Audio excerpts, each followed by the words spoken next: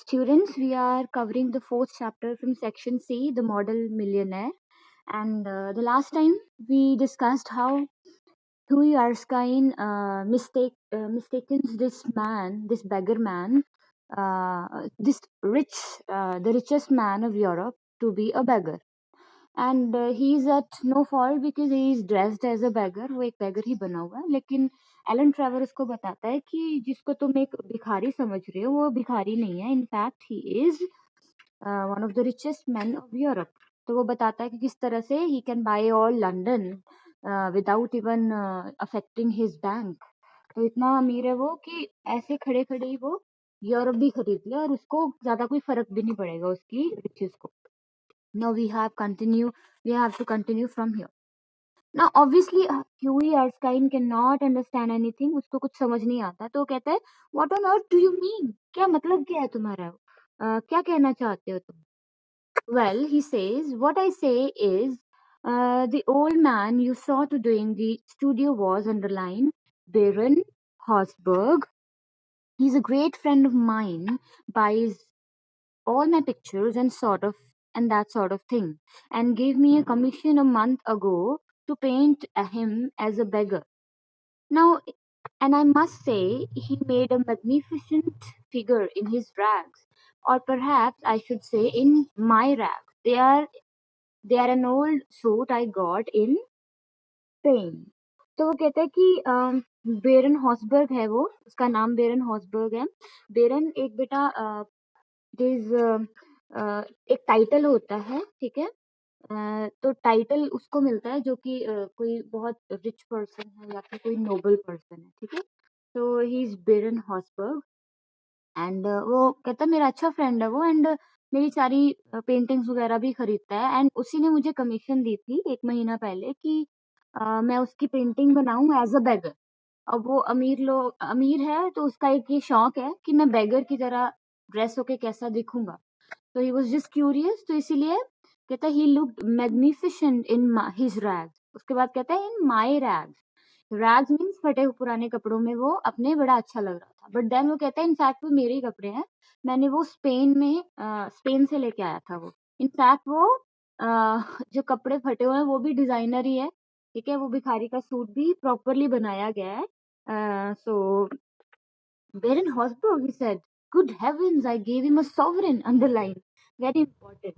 तो हैरान हो जाता है हुई, कहता है ओ भगवान, ये इतना अमीर इंसान है और मैंने उसको एक सिक्का दे दिया, मतलब मैंने उसको भीख दे दी.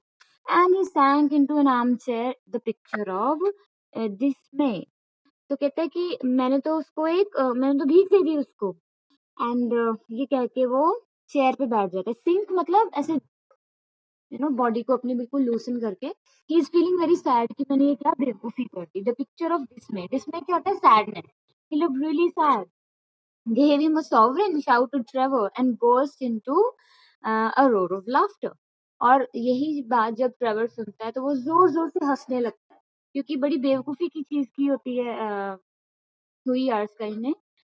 कहता है my dear boy you will never see it again. कहता है कोई बात नहीं, ये बेटा I am not reading this regional lines क्योंकि ये regional expressions and obviously I even don't know the language. तो आपके ओरिजिनल टेक्स्ट में वैसे भी ये डिलीटेड होंगे आपके बुक में. I have taken this text from the internet, तो इसमें ये इंक्लूडेड, तो आई एम ओमिटिंग इट, इसको मैं नहीं पढ़ रही हूँ. तो कहता है कि माय डियर बॉय, तुमने जो इसको पैसे दे दिए हैं, ये जो सिक्का भी दिया है, कोई बात नहीं, तुम्हें कभी ये वापस नहीं मिलेगा.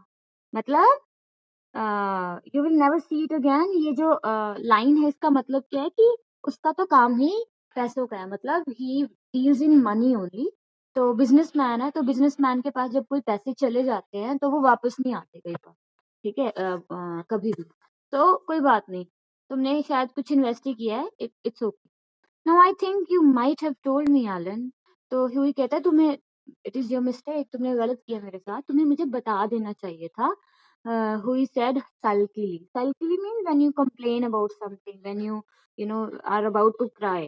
तो कहता है कि गलत किया तुमने, and not have let me make such a fool of myself.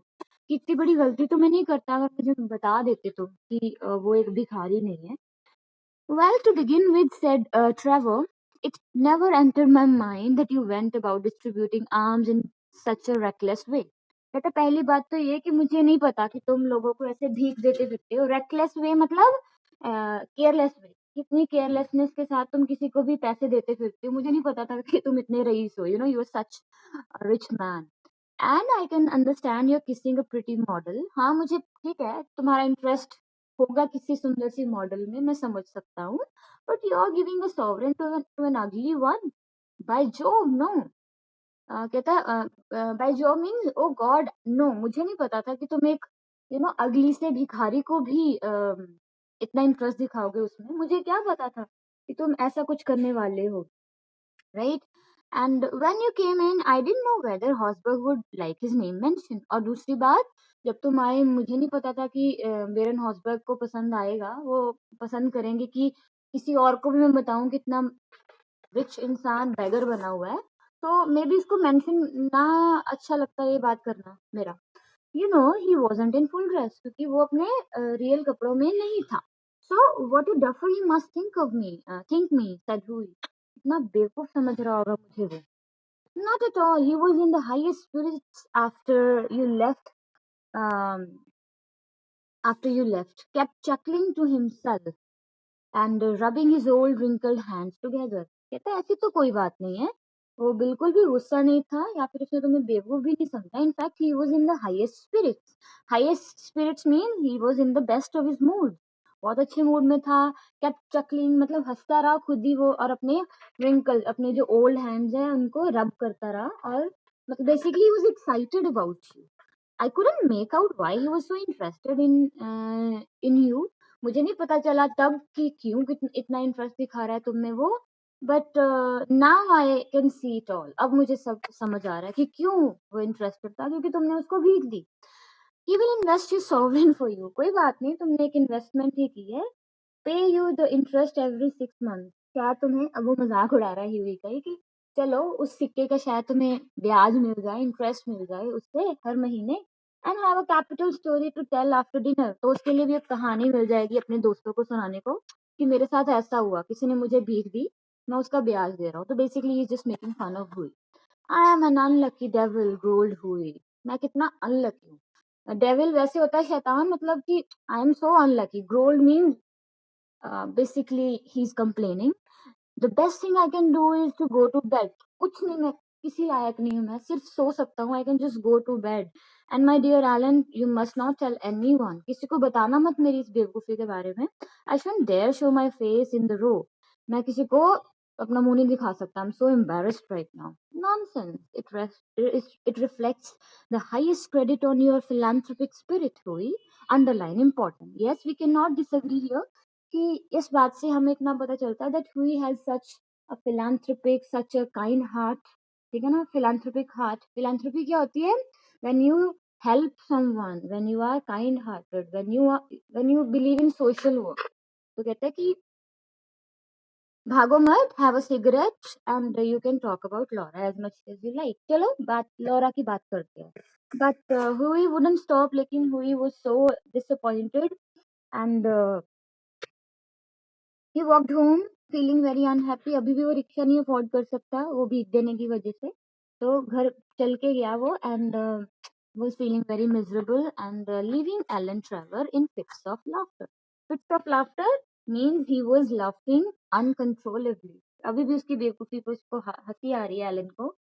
तो anyway, the next morning as he was at his breakfast, the servant brought him up a card on which was written। ना बेटा, गरीबी के बड़े types होते हैं, ठीक है ना। अभी ये जो हुई है हमारा हीरो स्टोरी का, ही इज पुअर, है ना, क्योंकि उसके पास कोई जॉब नहीं है। एक बस मंथली एक उसको अलाउंसेस ही मिलते हैं अपनी आंट से, लेकिन he can afford a servant. ठीक है ना। तो बहुत फर्क है यूरोपियन पॉवर्टी में और मे बी इंडियन या फिर किसी और एशियन कंट्री की पॉवर्टी में। ठीक है ना। तो एनीवे, तो उसको नौकर आता है और बताता है। तो उनके कल्चर में क्या है कि आपका वो जो डोर है वो मालिक नहीं खोलता है, तो the servant will open the door and जो भी आया है तो वो अनाउंस करेगा अपने ओनर को कि दिस पर्सन हैज कम। तो उसको वो बताता है आके that monsieur Gustave Hodin, underline कर लो, कहता है कि ये पर्सन जो है on behalf of M le Baron Hausberg, he has come to meet you now. जब जैसे ही वो सुनता है, वो इस लाइन का ये मतलब है कि ये जो मोन्सियर गुस्ताव नॉर्डिन जो है, he has come in on behalf of this person Baron Hausberg. I I suppose he has come for an apology. तो कोई सोचता है कि पक्का मेरे से माफी मंगवाने के लिए आया कि मैंने उसको इंसल्ट किया, बेरन हॉसबर्ग को इंसल्ट किया भीख देके, तो पक्का वो चाहता है कि मुझसे माफी मांग। एंड उसने बोला कि चलो भेज दो विजिटर को मेरे पास। Underline, an old gentleman with gold spectacles and grey hair came into the room and said, in a light French accent, have I the honor of addressing Monsieur Erskine? Monsieur means Mr. तो कहता है कि can I, जिस formal language है, European British language है, कहते हैं कि can I talk to you for a second sir. And Huey बॉ बॉ करना, ऐसे झुक के मतलब एक तरह से उसको हेलो करना, ठीक है। तो